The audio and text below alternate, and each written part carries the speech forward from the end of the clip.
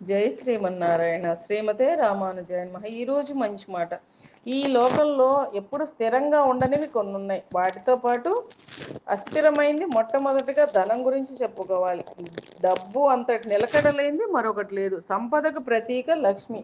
లక్ష్మీదేవికి చెంచుల అని పేరు కదా, అది ఎక్కడ దాచినా దాగదు. దొంగల పాలు కావచ్చు, అగ్నికి ఆహుతి కావచ్చు. న్యాయంగా సంపాదించింది కొబ్బరికాయలో నీరులా వచ్చి చేరుతుంది. అది ఆరోగ్యకరం, రుచికరం. అధర్మ సంపాదన ఓటికుండలో నీరు లాంటిది. అది ఏనాటికైనా నేలపాలు కాక తప్పదు. వామనావతారంలో బలి చక్రవర్తి ఏం చెప్పాడు? ఈ లోకంలో ఉన్న వాళ్ళంతా రాజులు సిరి మూట కట్టుకొని వెళ్ళారా? ఈ భూమి మీద వాళ్ళ పేరేమైనా మిగిలిందా? కానీ మహా త్యాగమూర్తులైన శిబి చక్రవర్తి వంటి వారిని మాత్రం మర్చిపోం కదా అని చెప్పాడు. నువ్వు తిన్నది నేలపాలు, ఇతరులకు పెట్టింది నీ పాలు అని లోకోక్తి. లక్షాధికారైన లవణమే తింటాడు కానీ బంగారం తినడు కదా.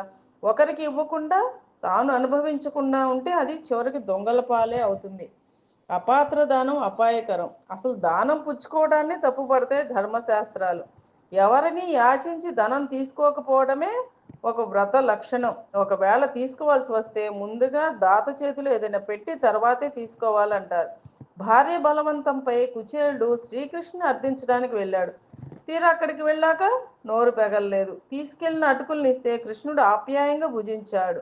కుచేలుడు తానుగా యాచించలేదు. పరమాత్మ దయ ప్రసరిస్తే ఎవరికి ఏ సమయంలో ఏది లభించాలో అది లభించకుండా ఉంటుందా? ఈ కాలంలో బతుకులు సంపాదించడమే లక్ష్యంగా చేస్తున్నారు కానీ ప్రజల జీవనానికి ఇస్తున్న ప్రాధాన్యం కర్తవ్యానికి ఇవ్వడం లేదు. దమం అంటే ఇంద్రియ నిగ్రహం. దేవతలకు అవసరమైంది. అసురులు క్రూరంగా ఉంటారు, అందువల్ల వాళ్లకు దయ. ఇక మనుషులు సహజంగా లోబులు, వాళ్ళకు దత్త అని ప్రబోధించాడు ప్రజాపతి. దురాశతో అధికంగా కూడబెట్టడం వల్ల మానవాళి కష్టాల పాలవుతుంది. అందుకే దానం చెయ్యండి అని చెప్తారు.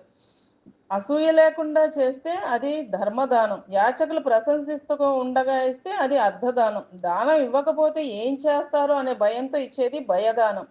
ఇష్టమైన వ్యక్తికి ఇస్తే కామదానం. పేదవాడికి జాలితో ఇస్తే అది కారుణ్యదానం. వీటిలో ఏ రకమైన దానమైనా అది పుణ్యాన్ని, కీర్తిని ప్రసాదించేదే. దానంతో తపస్సుతో స్వర్గానికి వెళ్ళవచ్చు కదా, ఈ రెండిట్లో ఏది ఉత్తమమైందని ధర్మరాజు భీష్ముడిని అడిగితే భీష్ముడు ఇలా చెప్పాడు: తపస్సు ప్రభావం వల్ల పవిత్ర హృదయులైన రాజులు ఉత్తమ గతులు పొందుతారు.